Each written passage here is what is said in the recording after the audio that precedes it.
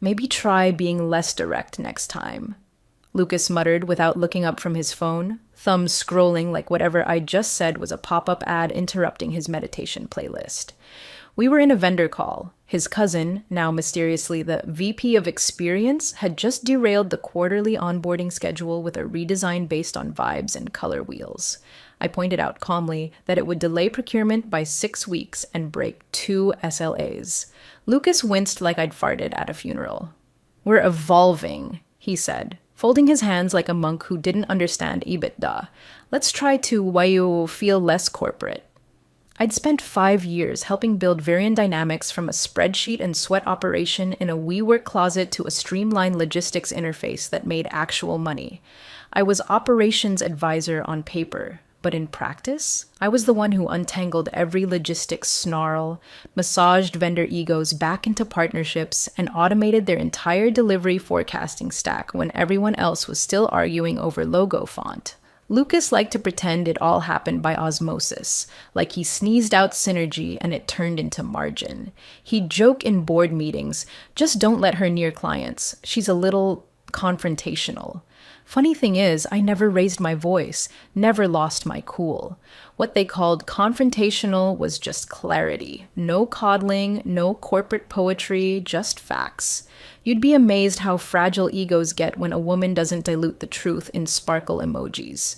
But I didn't need applause. I needed process. I needed things to work. So I kept my head down, kept the engine running, and quietly made sure my consulting LLC held the keys. Literally. Every vendor license, every API, every renewal clause, all filed, logged, and legally under my company. They wanted advisory? I gave them structure. I also gave myself leverage, not that anyone noticed. If you're the kind of person who actually enjoys watching people like this trip over their own branding decks, hit that like button and subscribe. 97% of you listen without subscribing, but it keeps stories like this going. And trust me, you're gonna want to hear how this ends. Back to it. The first time I knew something was shifting, something small like the edge of a tectonic plate, you'd miss it if you weren't listening. Lucas had just come back from some founder retreat in Tulum. He wore bracelets now, started replacing Slack threads with mood boards, said things like, "Let's not lead with friction, let's lead with feeling." That's when the agency showed up. Smooth-talking kids with ring lights and ironic mustaches who pitched a rebrand as recalibrating the emotional texture of logistics. I asked if that included not missing our supplier invoice reconciliation deadline. They blinked. Lucas laughed. "See? She's spicy." Then came the cousin. Taylor ran a cafe for 6 years, which apparently made him an experienced first strategist. His first move was to suggest we deprioritize data dashboards in the vendor portal because they're intimidating. He wanted a homepage with moving clouds. I told him if he wanted clouds, he should look outside. Vendors needed numbers. His second move? Suggesting my process decks were technocratic artifacts. His words. 2 days later, Lucas forwarded me a rewritten org chart. My authority on vendor renewals was now advisory only. I replied, "Noted." Then I logged into my LLC retainer portal and quietly updated one clause, just one. Termination of my contract by either party would automatically revoke all vendor access, portal rights, and back-end infrastructure associated with my systems. No fanfare, just a quiet change. Time-stamped, stored, binding, because I'd learned something over those 5 years. The louder they bragged, the less they read.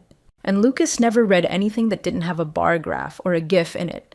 From the outside, I was still showing up, running syncs, adjusting pipelines, letting Taylor install his bubble font dashboard mockups like a toddler rearranging tools in a mechanic's garage. But inside, I was documenting everything, downloading backups, archiving decision trees, watching the train slowly tilt, and waiting, not for revenge. For the moment clarity would finally matter again.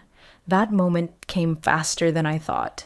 "We're rebranding," Lucas said, barefoot in the conference room, sipping some neon adaptogenic nightmare in a mason jar. "It's a vibe thing." I thought he was kidding. Then he slid a pitch deck across the table. Lavender gradient, Comic Sans quotes about mindfulness, and a slogan that made me want to peel my own frontal lobe like an orange. Logistics, but make it feel like a hug. You ever watch someone try to spiritually gentrify freight coordination? That's what this was. I sat there, blinking at a slide titled Rebirthing the Journey with a looping animation of a butterfly morphing into a delivery drone. Lucas was glowing. His cousin Taylor, yes, the cafe guy, nodded like he was witnessing divine revelation. He wore a scarf indoors and had recently updated his LinkedIn to say, Human-Centric Alchemist. Lucas clasped his hands and said, "You've done incredible work, obviously, but your tone, it can be a little sharp. We want to soften that. Be more welcoming." He looked at me like I was a porch light scaring off the moths. I didn't argue. I just sat back in the chair, felt the air conditioner wheeze against my spine, and let them float away on their buzzwords. They were replacing operational clarity with mood lighting. Of course, I wasn't welcome. They were building a brand that couldn't survive eye contact. The agency guy, some bearded Failson named Jasper, asked me if we could make the vendor login less intimidating. I asked what he meant. He said, it's got a lot of buttons. It's a vendor dashboard, Jasper, not a juice cleanse. By the following week, Taylor was signing off on portal redesigns and vendor interface updates. My signature authority had been reassigned to him per Lucas's executive alignment strategy. I got the memo via Slack, attached to a Canva graphic of two hands reaching toward each other like a bad church flyer. Caption: Experience starts with trust. The CFO pinged me later, saying he assumed I'd still own execution on the back end, meaning they wanted me to do all the work, but Taylor would approve it and get the credit. It was like being told the surgeon now reports to the guy who once made a decent cappuccino. Still, I said nothing, because silence doesn't mean surrender. Silence is where you sharpen the knife. That night, I logged into my consulting LLC dashboard and opened the contract Lucas had e-signed 5 years ago in a rush, probably during a yoga class, judging by the timestamp. I added one clause, just one.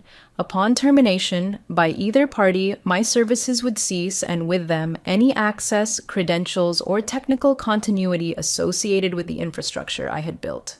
Vendor portals, cloud keys, API routing, logistics mapping, all under my control, all tied to my LLC's ownership. It wasn't hidden, just buried under Exhibit C contingencies. After I signed the amendment and stored the updated retainer, I backed up every vendor credential I'd provisioned, exported key sequences, encrypted the configs, and smiled. Not because I was planning anything, because planning was already done. Lucas wanted to lead with feeling. I was about to show him how it felt to build your castle on borrowed bricks. In meetings, I played along, nodded through wellness-forward logistics brainstorming, pretended I didn't notice Taylor changing dashboard colors to emotionally intelligent greens, kept approving updates like nothing was wrong. Meanwhile, vendor reps were getting twitchy. They couldn't get answers from Taylor. One called me directly after a call where he said, "Let's circle back to that spiritual pain point," when asked about Q4 shipment buffers. "I'm out," the vendor whispered. "This guy thinks lead time is a personality trait." I told her I understood. I always understood. What Lucas couldn't see, was that every cheerful revision chipped away at the foundation. Logistics doesn't care about vibes. Logistics runs on discipline, foresight, and execution. He had traded all three for a brand guide with a mood board titled Sunrise Over Intuition. And I just waited. My hands were already off the wheel. My claws was in place. The train was still moving, sure, but the tracks had started to vanish, and Lucas was too busy naming the clouds to notice. 6:18 a.m. Tuesday. Phone lit up like it owed me money. Lucas. I didn't answer right away, just stared at the screen while the fan in my bedroom hummed like it was trying to warn me. Sixth sense kind of quiet. You know that feeling when everything's calm in a way that makes your bones itch? That's what it felt like. A chill that didn't belong to the morning. I picked up. Lucas's voice was so composed, so PR polished it could have been AI generated. "Hey," he said, like he hadn't been rehearsing it all weekend.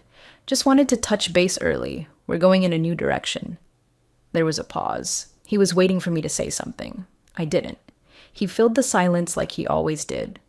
"It's not about your performance. You're effective, absolutely. But some folks feel your tone is confrontational." And that's just not the energy we want as we evolve. Evolve. Like logistics was Pokemon, and I'd somehow missed the part where we turned into feelings. Still, I said nothing.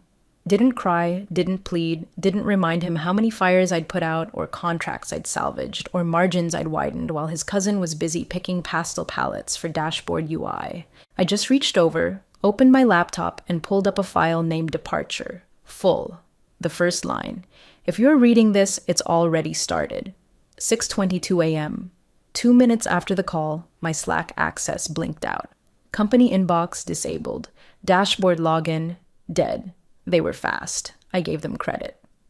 6:24 a.m. I clicked a single button. Initiate clause 4C disengagement protocol. The moment I hit confirm, I felt nothing. Not rage, not panic, not sadness, just stillness, like watching a download bar crawl slowly toward 100% while the world thinks it's buffering. The clause did exactly what I designed it to do. Vendor credentials revoked. Cloud integrations decoupled. API keys scrambled and disabled. Warehouse inventory tracker sandboxed into read only. My system didn't crash theirs. That would have been petty. It just stopped talking to them, like a limb that no longer answered the brain. Because every pipeline, every process flow, every elegant little automation they used to brag about in board meetings, those were built on my infrastructure, tied to my licenses, written in code hosted under my LLC. They wanted clean energy? Well, I powered down cleanly. By 6:26 a.m., the first ping came in. A vendor portal auto response. Access revoked. Contact administrator. I watched it happen in real time, not out of spite, just curiosity, like watching dominoes fall and wondering if they'll skip a tile. 6:29 a.m. A warehouse scanner went offline. 6:31 a.m. The route optimizer threw a warning. Endpoint unreachable. I didn't need to be in their office to hear the panic build. I knew the rhythm. First, it's a mild, weird. Then it's Slack DMs, then calls. Then Taylor trying to reboot things he doesn't understand. Then Lucas yelling from a glass office about why nothing's working. Me, I poured a cup of coffee, black, no emotion, no cream. My cat walked across the table, sat right next to my laptop like she sensed the vibe had shifted. She stared at me. I stared back. I whispered, "It's begun."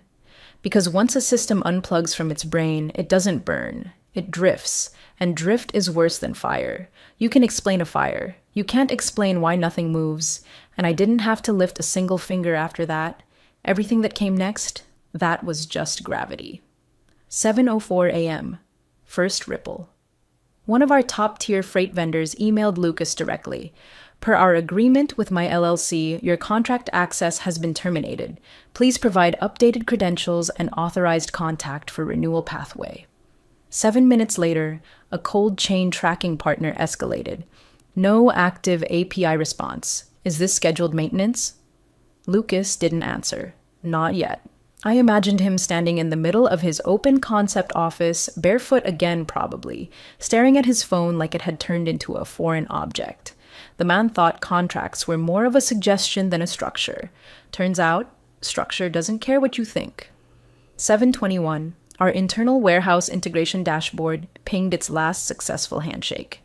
After that, silence. The status indicators flickered from green to yellow, then red, then blank. Not offline, just orphaned. And that's the part most of them never understand. A system doesn't fail like a movie explosion. It's quiet, methodical. A scan times out, an update fails. A warehouse loader stands there, blinking at a frozen screen, wondering if it's a glitch. It's not. It's the oxygen leaving the room one molecule at a time. By 7:40 a.m., Lucas caved. Texted me. Lucas, 7:40 a.m. Hey, I think some of your processes got swept in the transition. Vendors say their access is invalid. Can you send over the updated credentials? I didn't rush. Let him feel it. Let him walk the edge of that cliff and look down. At 7:52, I forwarded a single PDF page. It was titled, Termination Access Protocol, Exhibit C Revocation Framework. No greeting, no sign-off. Just a highlighted clause, paragraph 4C. Upon contract termination, all access rights and operational dependencies, technical or otherwise, revert to licensor. Reestablishment requires new agreement. No emoji, no punctuation outside of what the clause required, just clean legal oxygen. He didn't respond right away. Probably read it, reread it, forwarded it to his agency's legal team who hadn't been looped in until now because it was just a vibe shift. Meanwhile, vendor after vendor echoed down his inbox like sonar. Please confirm reauthorization. Existing login rejected. Do you have updated credentials? Unable to fulfill current shipments. Dashboard inaccessible. Each message was a little softer, a little more cautious. Vendors know instability when they see it, and they can smell leadership scrambling. At 8:10 a.m., the internal IT team began pinging Taylor. I saw one of them post in the company's help forum, still public-facing at the time. Why were integrations tied to a third-party LLC? Was this intentional? That post disappeared within an hour, but the screenshot lives forever. At 8:37 a.m., Lucas tried calling. Twice. I let it ring. 3 times, and he might have figured I was driving. 5, and he'd know I wasn't picking up for him. He sent another text. Lucas, 8:41 a.m. This is fixable, right? Like we can bring you in to sort it out? He still didn't get it. This wasn't a broken toy. This was a dismantled engine, one bolt at a time, each piece cataloged and filed away behind a clause he never read. He thought he fired me. What he actually did was terminate access to the very spine of his company. By 9:00 a.m., vendor Slack channels were lighting up with messages to the Oppi's team. Client account revoked. Who's the new administrator? Compliance key expired. Are you issuing replacements? Taylor, bless him, responded to one. We're rebranding. We'll get back to you soon. I choked on my coffee, laughing. Rebranding? You don't paint the house while it's burning, sweetheart. By late morning, they were rerouting support calls through the branding agency's office line. Jasper, the vibe guy, tried to triage a shipping delay by asking one of our cold chain vendors if they'd tried refreshing their browser. By noon, 2 of their warehouses switched to manual entry mode, staff printing out PDFs and filling forms by hand like it was 1997. One of the vendor managers, someone I'd worked with closely, called me directly, off the record. Her voice was calm, but beneath it, curiosity. I'm not asking for gossip, she said. But, was this part of the plan? I paused, then told her the truth.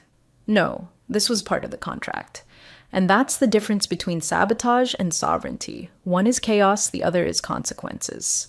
8:17 a.m., my phone buzzed again, but this time it wasn't Lucas or a vendor or one of Taylor's panicked interns asking why the dashboard was showing zeros instead of smiles. It was LinkedIn. Message from someone I didn't recognize right away. David Arnett, SVP of Ops at Torquebridge Logistics. I'd seen his name in passing over the years, mostly through whispered competitor comparisons. Torquebridge had always been a quiet giant. Precise, well-capitalized, methodical. The kind of company that didn't flash billboards, but somehow still landed national contracts while everyone else was pitching with sock puppets and sizzle reels. His message was short, just 4 sentences. Word travels fast. We've admired your systems for years. Seems like now might be a good time to talk. Lunch? I stared at the screen. The timing was too clean, the tone too sharp to be coincidence. They knew. Maybe not the details, but enough. They'd been watching. I replied instantly. Make it brunch. By 8:20 we were on a call. He didn't waste time on small talk. Tell me what you built. Tell me what broke. Then tell me how you do it better. I didn't hold back. I told him how I restructured Virion's entire vendor hierarchy to reduce latency and cut their SLA violations in half. How I built a modular routing matrix that scaled across 3 tiers of carrier class. How every tool, every sequence, every dashboard was designed for clarity, not aesthetic, and how Lucas threw it all out for a rebrand with more purple gradients and fewer buttons. David didn't interrupt once. When I finished, he just said, "Our COO is retiring this quarter. We hadn't announced it yet." Silence hung in the air. Then, "Come meet the team. I'll send a car." By 9:05, I was walking into their headquarters. Clean lines, subtle branding, no mood boards in sight. Real professionals. A woman at reception handed me a badge. Visitor, strategic. Not guest, not applicant. Strategic. The meeting wasn't an interview, it was an alignment check. They showed me their org chart, tech stack, current bottlenecks. I walked them through 2 solution paths off the cuff. Their CTO leaned back, scribbled something down, and nodded once. That solves the weekend redundancies. At 10:17 a.m., they gave me a tour. No neon buzzwords on the wall, no avocado-themed break room, just rows of focused teams, dashboards running real-time metrics, and floor managers who looked at me like they knew who I was already. At 11:41 a.m., David walked me to a corner office, unfurnished, facing east, subtle plaque on the door still covered in plastic. "We'd like you to take this," he said. COO reporting to me, autonomy guaranteed. I stared at the skyline through the glass, not because it was breathtaking, because it was clean, straightforward, no filters. I said yes. No dramatic handshake, no balloons. Just a quiet contract slid across the table, and the moment I signed it, I felt nothing like revenge. It was air, cool, crisp, free of fog. They hadn't poached me, they'd waited, and when the noise died down, they'd opened the door. Lucas thought he'd taken something from me at 6:18 a.m. He never realized I had somewhere better to be by 11:41. By 12:13 p.m., the panic had gone public. Their Slack channels, once filled with moodboard mock-ups and Monday motivation gifts, were now thread after thread of troubleshooting chaos. Messages like, "Anyone know how the warehouse routing was configured pre-Jasper update? Does anyone have access to the old vendor timeline tool? I think it was called Map Nest? Taylor says we should do a manual reset. What does that mean?" And my personal favorite, "Can we contact her?" Or, "Legally, is that a problem now?" The answer was yes, and also yes. By mid-afternoon, their operations team had realized something that should have been obvious years ago, but had been blissfully ignored for the sake of founder ego and pastel optimism. I was the system, not figuratively. Literally. Every license they used to access their vendors was provisioned through my consulting LLC. Every integration, Zapier chains, API routes, fulfillment webhooks was mapped on my dashboards. The inventory reconciliations, my automation sequences, carrier rollup logic, written and deployed from my sandbox. I didn't build it that way out of spite. I built it that way because no one else could. Lucas wanted a plug-and-play machine without understanding you still need to wire the damn thing before it turns on. At 2:04 p.m., I got the call. Lucas. Again. This time his voice was a little less rehearsed, less calm. There was a hollow edge to it, like he'd just realized the thing he used to joke about in meetings. "Don't let her near clients, she's intense," had become the only reason clients hadn't already jumped ship. "Hey," he said, exhaling hard. "Okay, listen, I know this has been disruptive. We just need to stabilize. Could you maybe just send over the credentials? We can figure the rest out later." I let the silence stretch, not because I was being cruel, but because I wanted him to sit in it. Then, evenly, I replied, "Sure, I just need a new contract." Pause. "A what?" "A new contract," I said. "Through TorqueBridge, they hold my services now. Any system-level reentry would need to be negotiated between your legal and theirs." Silence again. This one longer. He hadn't expected that. Lucas had always assumed I was just an asset he could toggle off and on, fire the consultant, bring in a friendlier one. What he never accounted for was that my ownership wasn't emotional, it was structural. And now, contractual. TorqueBridge had been quiet so far, professional, unbothered. But if Lucas tried to spin this, tried to hack around what I'd built or redirect dependencies through alternate logins, TorqueBridge would step in. And that wasn't something Lucas wanted, because TorqueBridge read contracts. "Right," he finally muttered. "Well, let me talk to legal." I nodded, though he couldn't see it. "Sure, let me know if you'd like TorqueBridge's counsel to loop in." Click. By 3:15, he tried a backdoor attempt. One of Taylor's interns attempted to manually reset the logistics dashboard by importing an old copy of a tool I deprecated 6 months earlier. It crashed mid-load and sent a false delivery confirmation to 4 vendors. One of them, not amused, replied, "Your portal just confirmed a 4,000-unit shipment that doesn't exist. Fix this or we're done. Taylor's reply? A gif of a shrugging panda. I wish I were kidding. By the time the sun started to set, internal morale was unraveling. One warehouse supervisor leaked a screenshot of a Taylor email that read, "We're transitioning into a more agile, feeling-driven workflow. Let's not obsess over the past." The past? The past had the working infrastructure.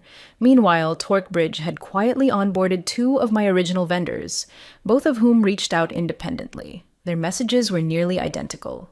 "We trust you. Let us know if you need anything." Trust isn't built with slogans. It's built in the dead hours of the night when systems don't crash because someone cared enough to design them right the first time. Lucas never understood that. Taylor still didn't. And now, the only person who could help was under a different banner. Mine. With Torquebridge stamped in clean Helvetica at the bottom of every page. Friday morning, 9:32 a.m., Torquebridge posted a team update on LinkedIn. Just a simple banner image. Navy blue, minimal typography, no sparkles or sunrise gradients. The kind of post that doesn't scream for attention because it knows it already has it. Welcoming our new COO. Bringing decades of process resilience and operational integrity. My name sat there in white font. No exclamation marks. No hashtags about girl bossing, just the facts. And in that silence, the entire comment section lit up. Vendors I'd worked with for years dropped subtle congratulations. A few rival firms added fire emojis. Someone from Virion, anonymous behind a gray profile photo, simply wrote, "Finally, a real operator." Then came Lucas. He commented like a man still trying to maintain the illusion of control, the tone light but laced with insecurity so thick it bled through the screen. Lucas Bright. Didn't know we were sharing talent now. I sat at my new desk, real wood, no LED trim, no beanbags in sight, and stared at that sentence. Sharing talent, as if I'd been on loan. As if this was all just a passing misunderstanding. As if he hadn't fired me over the phone like I was a squeaky hinge on a door he wanted replaced with one that invited more light. A few people replied with the polite laughs, standard LinkedIn noise, but then David, Torquebridge's CEO, chimed in. One line. David Arnett, CEO, Torquebridge. We're not. We're building what you couldn't retain. No flourish, no dragging, just precision. And with that, the thread went silent. No one replied. No one needed to. The subtext did all the talking. She wasn't stolen. She was released. You had her, and you didn't know what she was worth until your warehouses went dark and your vendors stopped returning your calls. Lucas didn't reply. Not publicly, not privately. He probably sat there in his ideation lounge or whatever that rebranded corner of his office was called now, rereading David's comment like it might change if he blinked hard enough. Meanwhile, inside Torquebridge, the welcome wasn't performative. It was structured. My onboarding packet had real content. My team leads weren't cousins of executives. They were specialists. No mood boards, just roadmap decks. We didn't talk about synergy. We talked about load balancing, predictive SLAs, and scaling without margin bleed. I met with every department that week. Quiet conversations, deep dives. One by one, they handed me their bottlenecks, their buried inefficiencies, their frustration with systems that didn't talk to each other. And I listened. Took notes, drew workflows by hand. By Friday evening, I'd already signed off on 2 operational overhauls that would shave 11% off annual overhead. No meetings about it, just action. One of the directors looked at me across the table, eyebrows raised. "You've done more in 4 days than the last guy did in 4 quarters. I just smiled. It's amazing what happens when you let ops people run ops. Back on LinkedIn, the Torquebridge post quietly climbed into trending status for our industry tag, not because of hype, because everyone knew what that post really meant. The person who'd built the backbone of a startup was now at a firm that respected the spine, not just the skin. No revenge, no press interviews, no exposés, just alignment. Quiet, exact, and irreversible. The kind of return that doesn't knock. It owns the key. By week 4, we weren't just back online. We were ahead. Torquebridge gave me full autonomy, and I used it like a scalpel. No more bending workflows to suit branding tone. No more watching ops pipelines get filtered through pastel mood boards and caffeinated cousins. Just clarity, flow, execution. My first act was replication, not revenge, just restoration. We mapped every vendor chain I had ever built, brick by brick, but this time we made them sharper, cleaner, resilient. The cold chain sequence now had temperature deviation alerts with real-time rerouting suggestions baked in. The delivery forecast system, built with predictive buffers for seasonality that reduced our Q3 variance margin by 6.4%. Even the warehouse sync protocols, what used to be stitched together through legacy tools and my midnight sanity, were now fully integrated into a dynamic logistics intelligence layer. And this time, it wasn't just mine. I documented everything, every process, every trigger, every fallback condition. My team, handpicked, no fluff, no buzzword hires, got full authorship on each module. The IP belonged to Torque Bridge, but the credit, shared. I refused to let another structure be built in the shadows of silent labor. If we were going to scale, we were going to do it transparently. Meanwhile, Virion was drifting into static. Vendors started reaching out, first quietly, then publicly. They'd been patient, but patience has a shelf life. 2 of them had reached the end. Lucas missed a renewal notice for a high-volume freight client. The client emailed. Twice. No reply. Then called. Still nothing. So they called us. Their message was short. We worked with her before. We're tired of excuses. Can we move this over? We onboarded them the same day. No drama, no pitch deck, just process. The second client, an inventory balancing partner tied to Viren's B2B food chain, was more delicate. They had legacy dependencies, complex mappings. But when their SLA breach hit the 3rd threshold and no one at Virion had the authority or knowledge to address it, they sent a quiet message to our general inquiries inbox. It landed on my desk. I picked up the phone, dialed the number at the bottom, and said, "This is my name from Torque Bridge. I believe you're looking for continuity." They paused. Then, "I was hoping it was you." We didn't poach, we absorbed, like a vacuum collecting what poor leadership left behind. Inside Virion, I imagine Taylor still trying to decipher the difference between an API call and a coffee order. Lucas probably pacing through meetings trying to spin operational collapse into growing pains.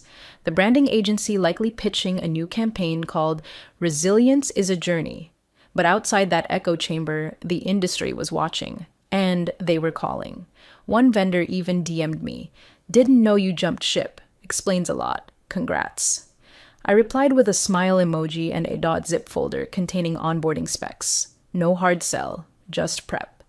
Back at Torque Bridge, our client retention rate hit 98.2%. Internal failure escalations dropped to nearly 0. And our integration error log? Empty 4 days straight. We didn't celebrate with cake or banners. We just shipped the next release. Every process we rebuilt was no longer tangled in someone else's ego. It lived in documentation, version control, audit logs. My fingerprints were there, sure, but now, so were dozens of others.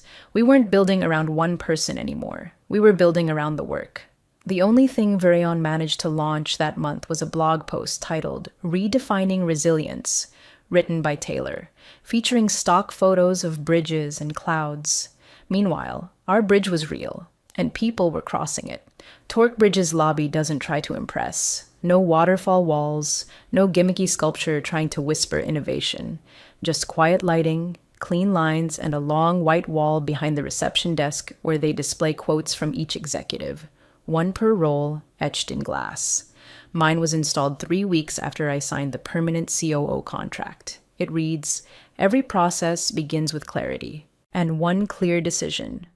Below that, my name, title, and the date I officially took ownership of the ops division. Clients see it when they walk in. Vendors catch it as they buzz through security. Most of them nod. Some of them smile. A few stop and stare longer than they mean to. I know why. Because it's not just a slogan. It's what saved them. Inside that wall are the systems we built. Documented. scaled. The fallback routes I embedded into our delivery logic now serve as case studies for cross-team resilience. The new team I've mentored, half of whom were junior analysts when I joined, now leads vendor calls like generals. Our response time to infrastructure alerts dropped below 7 minutes, and our last QBR close was 0 escalations. Meanwhile, Virion is trying to remember which end of the wrench to hold. Lucas still posts on LinkedIn weekly, always the same vacant pep talks. Synergy is our compass. Reimagining what logistics can feel like. His most recent one was a photo of him on a beach holding a whiteboard marker, captioned, "Innovation starts where comfort ends." The irony being, that's exactly where I started. What he doesn't post is how 3 of his former vendors now work under Torque Bridge's umbrella. One came over after a misrouted shipment cost them a 6-figure penalty. Another defected after Lucas tried replacing a logistics coordinator with AI flow modeling, and the client ended up with crates of soy milk in a meat freezer. The third? Well, they just asked quietly, "You're with Torque Bridge now, right?" And that was that. Lucas never called again. Never emailed. I imagine it's easier for him to pretend it was all a misunderstanding, that I was difficult, that he chose to lose me. But what I gave Torquebridge wasn't just structure. It was a compass, not based on mood, not guided by vibe, just rooted in decisions made with clarity, consequences measured in silence, and systems built to outlast slogans. At the last industry event, I passed Lucas once in a hallway. He looked smaller than I remembered, not in stature, just diffused, like someone who still hadn't accepted that glitter isn't glue. He gave a polite nod. I nodded back. Nothing more. No smugness, no victory lap, because the truth is, I never needed to win. I just needed to be somewhere that didn't treat competence like a threat. Torquebridge gave me that. And now my signature lives on the wall. Quiet, permanent, unapologetic. I never raised my voice, just my standard.